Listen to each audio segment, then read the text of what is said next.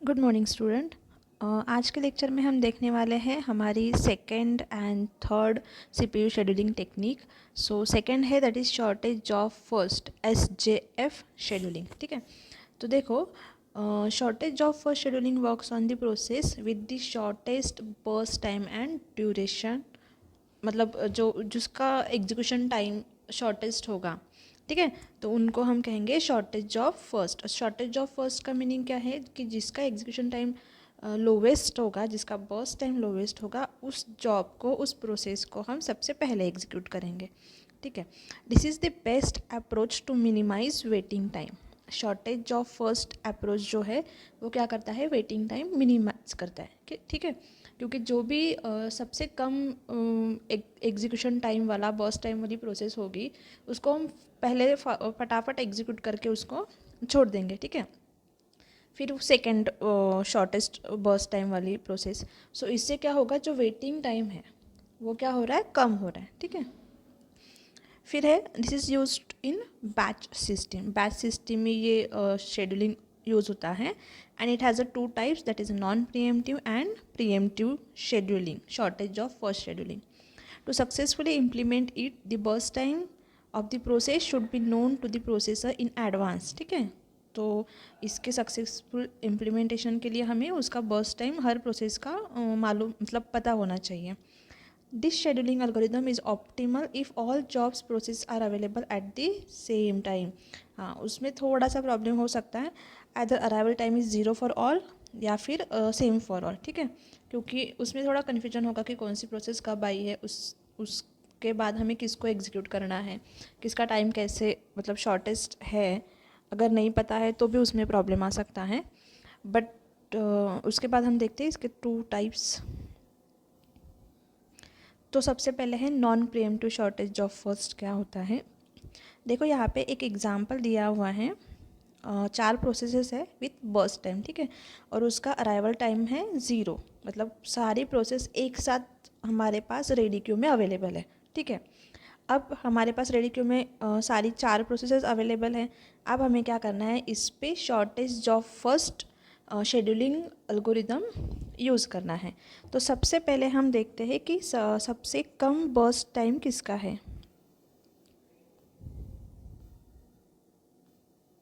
Sorry,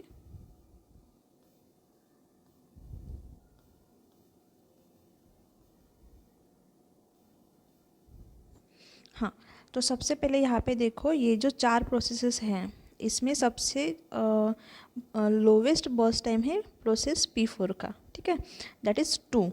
तो इसलिए हम क्या करेंगे, सबसे पहले P4 को एग्जीक्यूट करेंगे।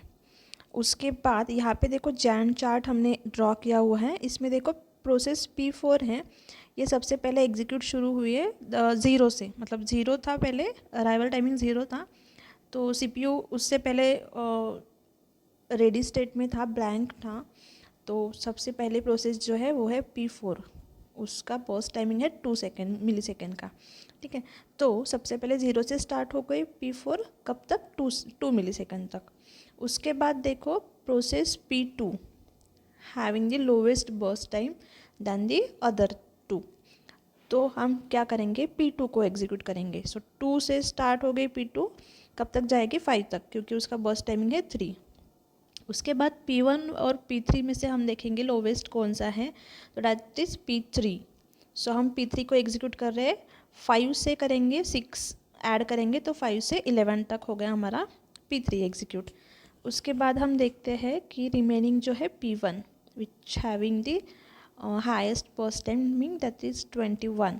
तो सबसे लास्ट हम P1 को एग्जीक्यूट करेंगे। सो 11 से हम 21 ऐड कर देंगे, दैट इज़ 32 तक P1 एग्जीक्यूट होगी। ठीक है, सो इस तरह से ये हो रहा है। फिर देखो जो एवरेज वेटिंग टाइम हमें कैलकुलेट करना है, तो यहाँ पे देखो नीचे मैंने एवरेज वेटिंग टाइम कैलकुलेट किया हुआ है।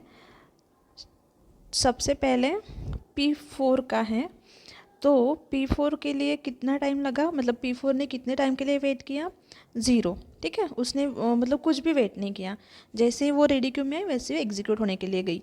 उसके बाद P2 ने वेट किया 2 मिली सेकेंड तक। फिर है P3 5 मिली सेकेंड तक, और लास्ट में जो P1 है उसने कितने टाइम के लिए वेट किया, 11 मिली सेकेंड। सो मतलब चारों की addition divide by 4, that is 4.5 milli second. ठीक है, सो एवरेज टाइम लोवेस्ट होता है in SJF shortage of first scheduling में। फिर देखते हैं, वो नॉन प्रीएम्प्टिव था, अब देखते हैं pre-emptive shortage of first. Non pre-emptive में जैसे जैसे चारों जॉब हमारे पास अवेलेबल हैं तो हम चारों में से जो लोवेस्ट है उसको एग्जीक्यूट करेंगे। ठीक है, बट प्रीएम्प्टिव में वैसे नहीं होता। In preemptive shortage job for scheduling, jobs are put into ready queue as they arrive. ठीक है, मतलब यहाँ पे अराइवल टाइमिंग 0 नहीं है, एक साथ अराइव नहीं हुई है, but as a process short burst time arrives the existing process is preempted. मतलब जब प्रोसेस CPU में अगर प्रोसेस कोई एग्जीक्यूट हो रही होंगी तो जैसे ही कोई ऐसी प्रोसेस आती है कि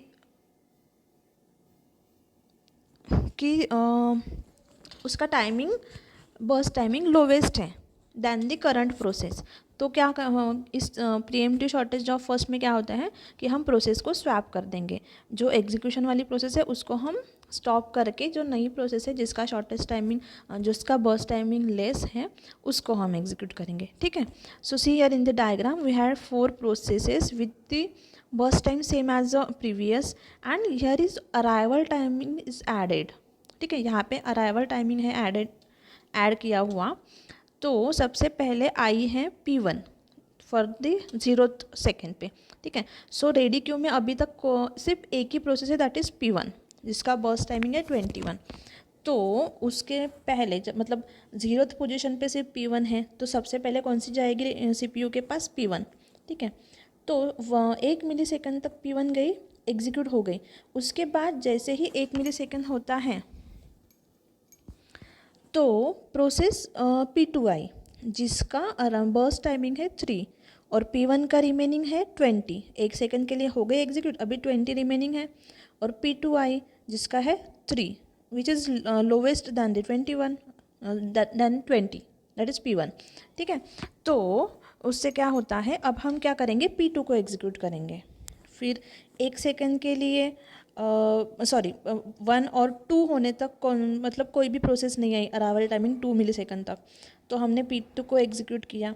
उसके बाद P2 को एग्जीक्यूट किया, फिर सेकेंड मिली सेकेंड पे आई P3 which having the 6 milli second burst timing, और P2 का रिमेनिंग हो गया 2, तो 2 इज़ लोवेस्ट, P3 का 6 है, तो इसलिए हम क्या कर रहे हैं, P2 को ही कंटिन्यू कर रहे हैं 1 मिली सेकेंड के लिए। फिर जैसे ही 3rd मिली सेकेंड कम्प्लीट हो गया, P4 भी अराइव हो गई, P4 भी आ गई। अब P4 का टाइमिंग है 2, P2 का है 1 बाकी रह गया था। फिर है P3। ठीक है, सो अब लोवेस्ट कौन सा है, P4, तो हम क्या करेंगे, P4 को एग्जीक्यूट करेंगे। उसके बाद P4 हो गया 5 मिली सेकेंड तक। अब हम कंपेयर करते हैं कि P2 का एक रिमेनिंग रह गया 1 मिली सेकेंड का, तो हम उसको एग्जीक्यूट कर देंगे क्योंकि उसको 1 ही मिली सेकेंड रिमेनिंग है। सो 5 और 6 तक हो गया P2। फिर देखते हैं, हमारे पास 2 प्रोसेस हैं, P3 और P1। अब P1 का रिमेनिंग बर्स्ट टाइमिंग था 20 और P3 का 6, सो 6 इज़ द लोवेस्ट वन। सो अब हम क्या करेंगे, P3 को एग्जीक्यूट कर देंगे फॉर द 6 मिली सेकेंड, और उसके बाद हम करेंगे P1 को लास्ट में। ठीक है, सो इस तरह से हो गया प्रीएम्प्टिव शॉर्टेज ऑफ फर्स्ट। अब इसका हम एवरेज वेटिंग टाइम कैलकुलेट करते हैं। देखो सबसे पहले हम लेंगे 5 minus 3, that is P2। P1 का तो 0 ही है, सो P2 का हम देखते हैं। P2 का देखो वेटिंग टाइमिंग, पहले P2 ने टोटल वेट किया है 5 मिली सेकेंड तक, और उसका बर्स्ट टाइमिंग है 3, सो इसलिए 5 माइनस 3। उसके बाद है P3 जो कि 6 मिली सेकेंड के लिए वेट कर रही है, और उसके पहले अराइवल टाइमिंग 2, तो वो भी उससे माइनस हो जाएगा। फिर है P4, तो P4 ने वेट किया, P1 ने वेट किया है टोटल 12 मिली सेकेंड के लिए, तो उसका पहला जो है 1 सेकेंड का, तो वो हो गया उससे माइनस, सो टोटल उसका हो गया 5 - 3 + 6 - 2 + 12 - 1 divide by 4 that is 8.75 milli second. ठीक है, सो ये हो गया हमारा प्रीएम्प्टिव शॉर्टेज ऑफ फर्स्ट। अगर आपको उसमें कुछ डाउट है तो please contact with me. Thank you.